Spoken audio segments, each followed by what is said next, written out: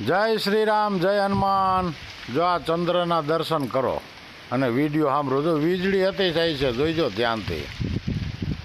હવે એક કોંગ્રેસના વક્તા જ વિડીયામાં બોલ્યા એવું મીડિયાની અંદર કે 16 સીટ કોંગ્રેસની આવી છે ગુજરાતમાં. હવે એ સપના જોવાનું બંધ કરો. મતદાન થઈ ગયું ભલામણા.